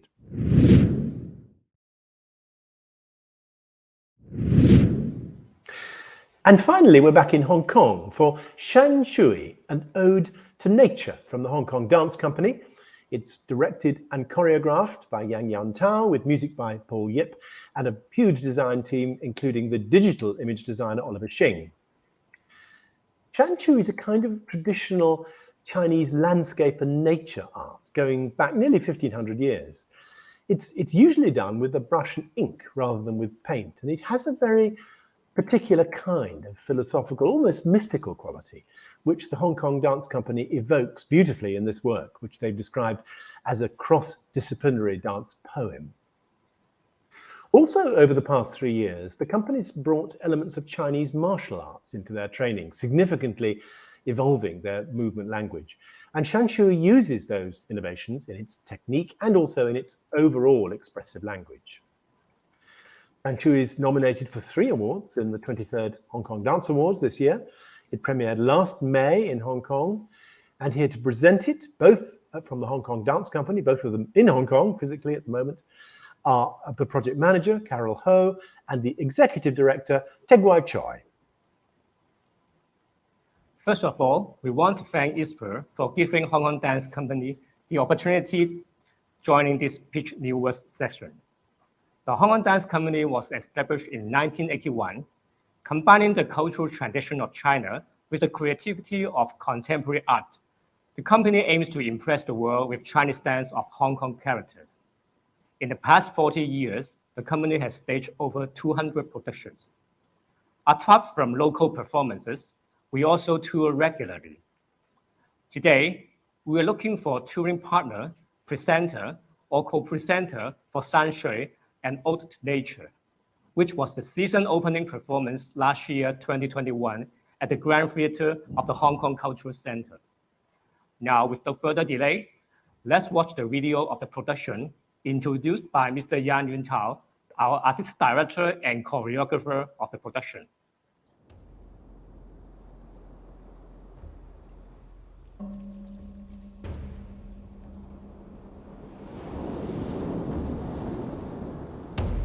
生命存在的意义就是去感受、去发现吧。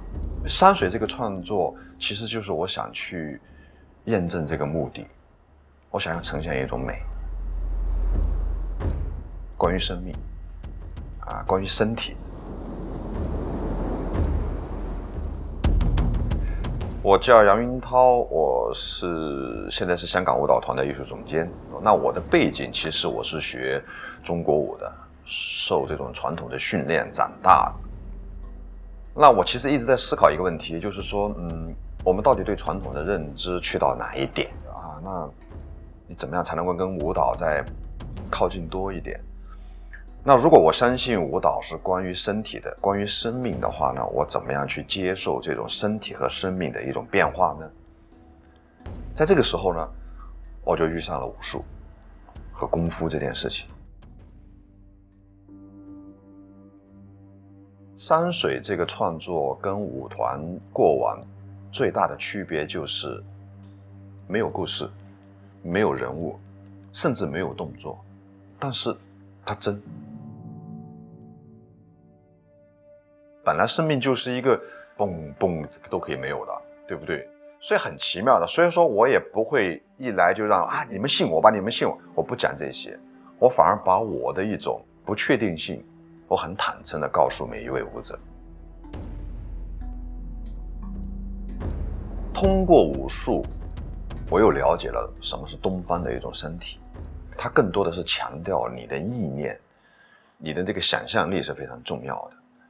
好，你要想象自己是一个石头，是一棵树，是一股青烟，这些都是想象力，你要真的在这里。所以对我来说，其实我对舞蹈演员的这个要求更多的是这些方面，而不是说去训练他们的 muscle。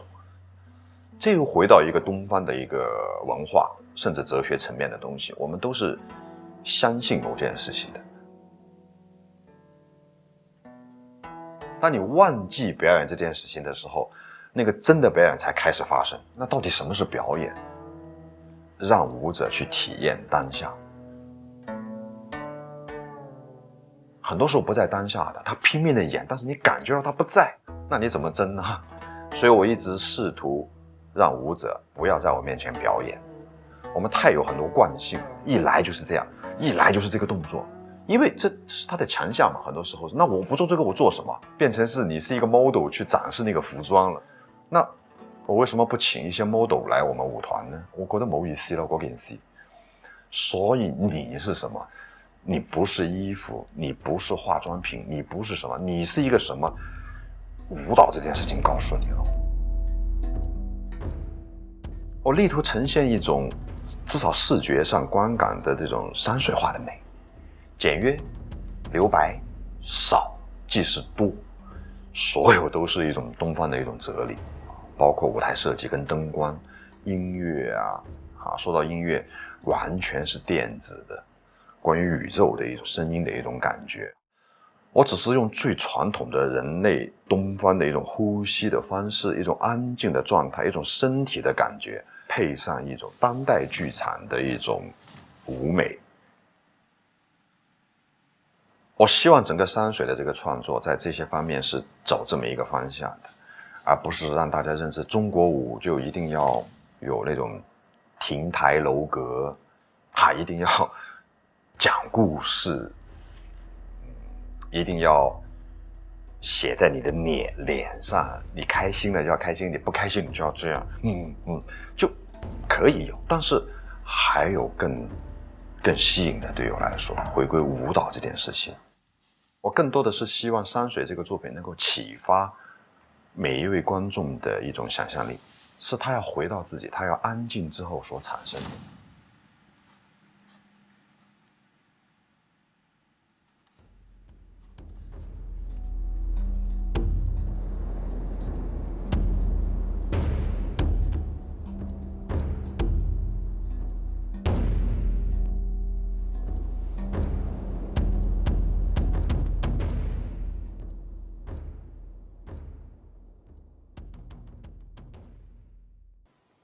Over the past 3 years, the company has initiated a research study on Chinese martial arts and Chinese dance, where the martial arts elements are brought into the company's dance training. Shanshui, the production demonstrated breakthroughs on the existing pattern of bodily movement and the richer texture of dance resulting from this research.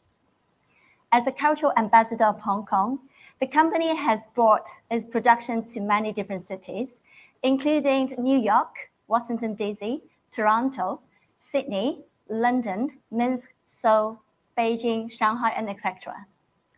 We would like to continue sharing our unique artistic styles and facilitating cultural exchange by touring Shanshui and Ode to Nature. And we are happy to start conversations and discuss any possibility with you. You're welcome to email us on hkdance@hk.com. Thank you very much. Thank you very much.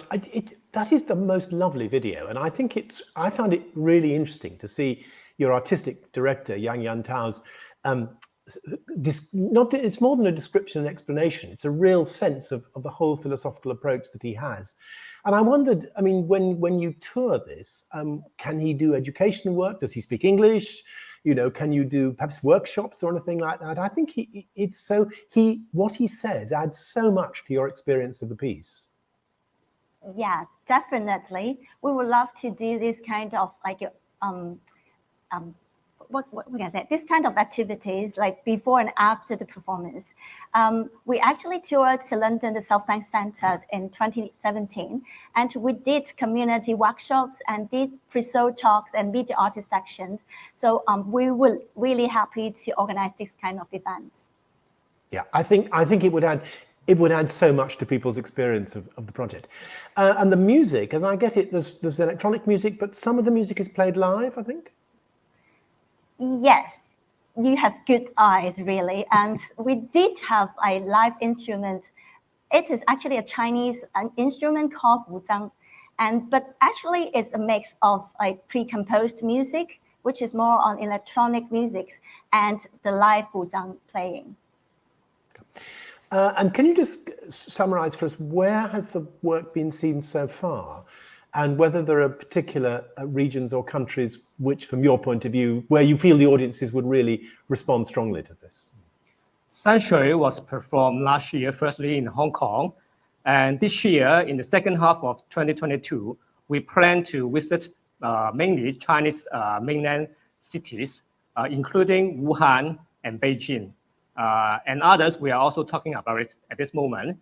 And we are looking for partners for our touring overseas or around the world, starting from 2023 onwards. So we're happy to share with anyone who are interested in the productions.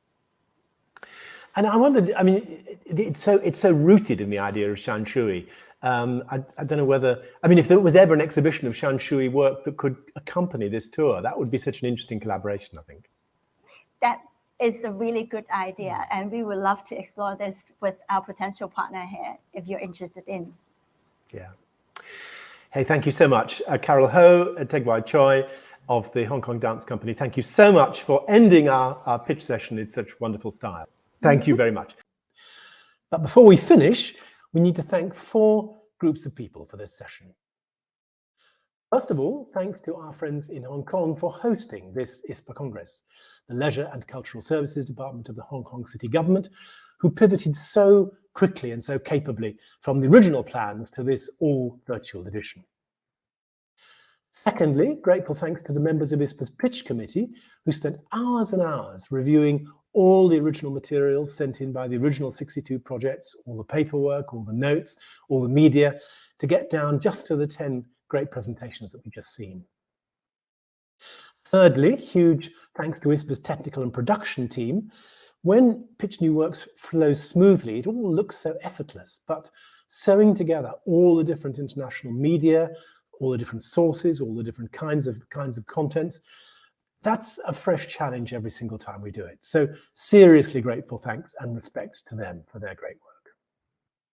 And if you saw something you liked, but it isn't quite right for you, you haven't perhaps got the right venue for it, or maybe you haven't got the right audiences for it, don't just sit on it. Do pass it on to presenter colleagues of yours, people who you think might be interested to pick it up. Point them to the online handout, or you can point them to this presentation when it's posted online. And finally, thanks to all our presenters for sharing their visions with us. As we're all struggling to piece back together all our international connections and relationships after the chaos of this past 2 years, now more than ever, they really need our help to work out how these 10 amazing projects can reach and connect with international audiences. This has been a really traumatic and chaotic and destructive 2 years for us all. There's never been a time when we needed one another's friendship and companionship more than we've needed it through this harrowing period. We do also need to remember the many new discoveries that we've made in these 2 extraordinary years. New relationships we've forged, new ways of doing things we've discovered, new confidence with digital tools maybe. Just as much as we're all painfully conscious of all the losses and the damage that we've experienced in these past 2 years, we do also need to look for the places where we can find positive experiences from the pandemic. And in their own different ways, each one of these 10 projects gives us some of that. So with that, wherever in the world you've been participating in this session, be well, stay safe, and goodbye.